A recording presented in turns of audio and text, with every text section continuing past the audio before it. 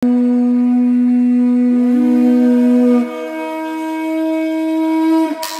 number 4. Indigenous Music, Games, Oral Literature, and Dance of Mountain Province.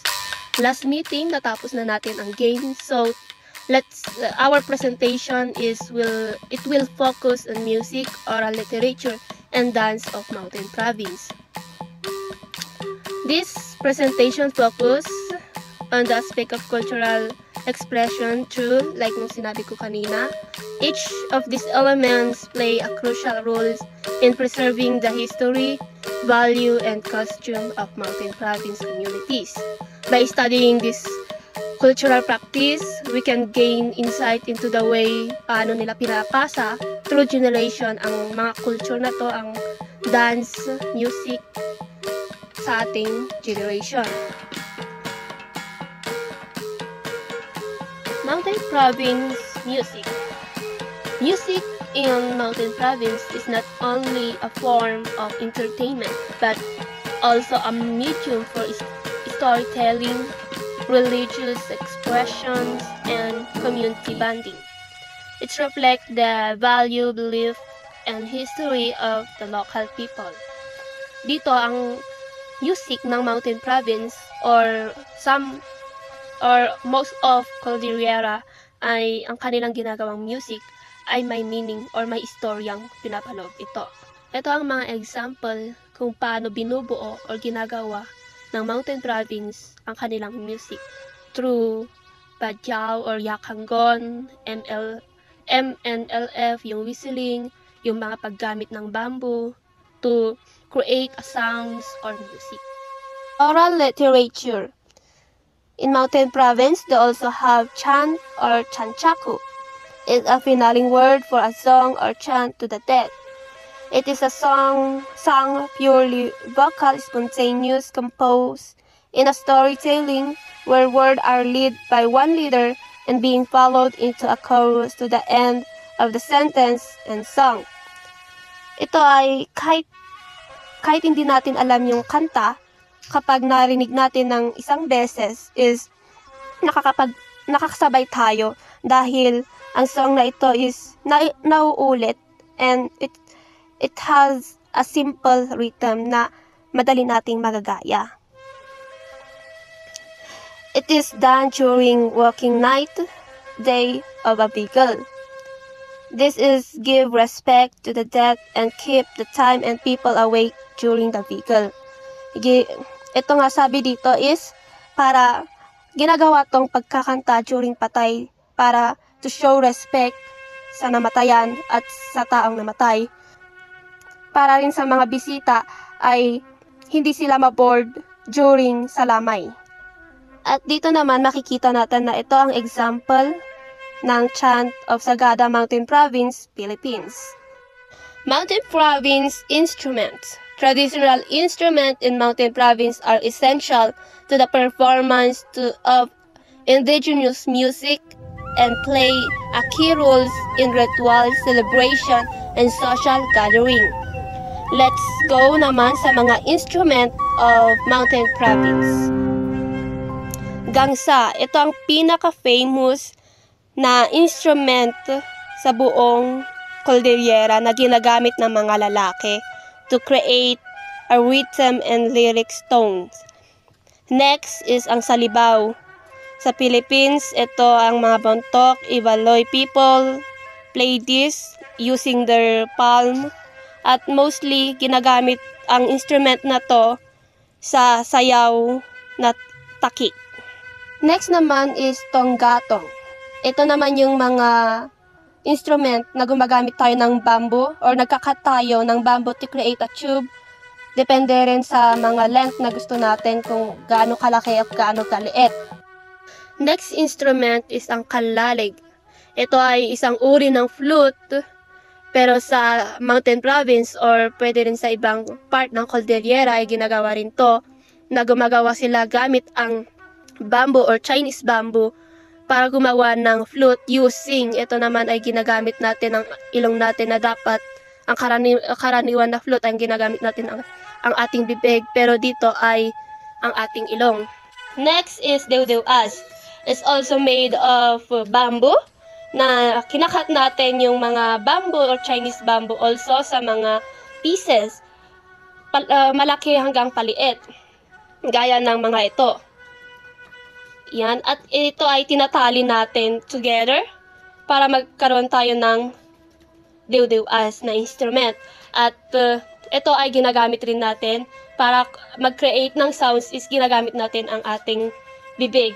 Ito ay parang uri rin ng isang flute, or in other term, they call it pan flute. Next is bongbongka. It's also made of a bamboo, which is, ang ginagawa dito, paano gumawa dito ay, yung kinat nating bamboo is sa taas nito ay hinihiwa natin hanggang sa baba. Pero magtitira tayo ng paghahawakan nito. Tapos, ito ay mahahati sa gitna, magkakaroon ng parang space sa gitna, at pag tinapik natin itong bambong ginawa natin sa ating palm, it will create a sounds, music na maganda sa ating tinga. Dances of Mountain Province. Ethnic dances in the different municipalities of Mountain Province have differences and commonalities in terms of steps, attire or costumes, and purposes. These dances are part of the people's costumes and traditions that have become part of the Igorot's identity. Balangbang or talibeng. The most common of all the dances, balangbang requires the participation of many to beat the gongs and many women dancers. This originated from the western municipalities of Mountain Province but performed anywhere. Its version in Eastern Mountain Province is the patong. The male gong players could be 5 or more, and the female dancers could range from single dancer to more than 10. It is a dance appropriate for mass participation. The male gong players move in a circular direction as they synchronize their artistic graceful steps and body swaying. The women dancers follow as they dance with the appropriate step, body swaying, and arm position depending on the art and the style of the music players. Here is an example of balambang dance. Community dancing. It's commonly called patong in the Eastern Mountain Province, which every municipality has its own style. It's done during festivities and other special occasions. It's also called balangbang in the Western Mountain Province.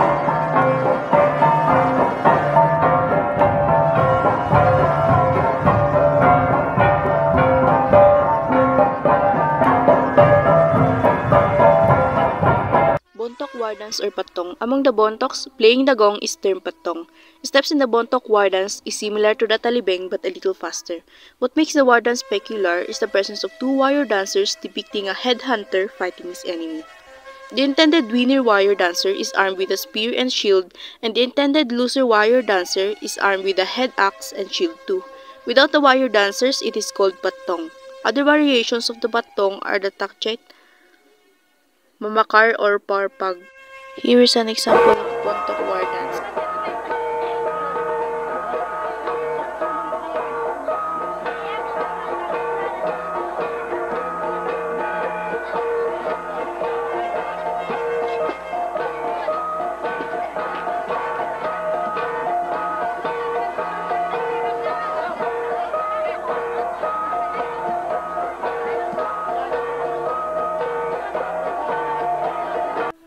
Takik is a wedding dance identified with the applies of Western Mountain Province. There are 6 players to complete the set, each producing a certain beating to produce harmony. The striking of the sulibao is the guide of the players. The drummer squats and strikes the sulibao alternately with his left and right hand. Here is an example of Takik dance.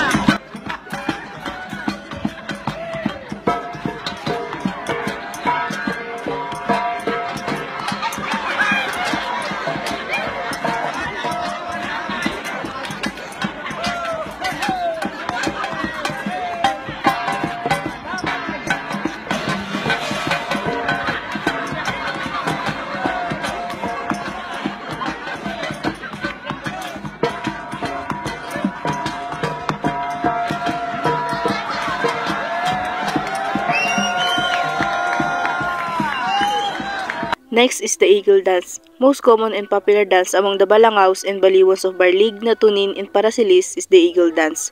Trigong players can complete the set in an Eagle Dance. The male and female dancers dance eagle-like with their arms swaying in a circular direction. Peculiar in this dance is the fast entry of the dancer, the bending of the body and knees and movements of buttocks as well. Here is an example of Eagle Dance.